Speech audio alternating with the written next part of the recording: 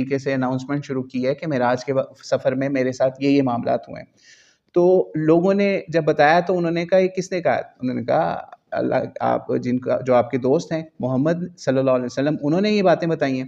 تو انہوں نے کہا اگر انہوں نے کہا ہے تو بالکل انہوں نے سچ کہا ہے. ٹھیک ہے, یہی وجہ ہے کسی نے ایڈمٹ کر دیں.